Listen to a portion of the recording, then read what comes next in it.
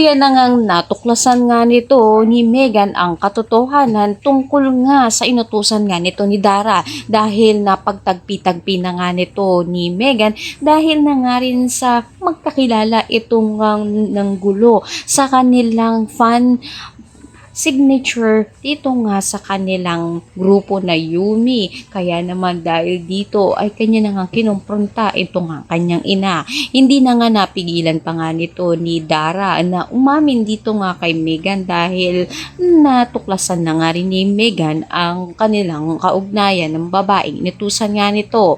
Hindi nga raw matanggap nga nito ni Dara ang katotohanan dahil na nga rin sa ginawa nga panluloko nga nito ni Minchi at ng ama nga daw niya na si Leon.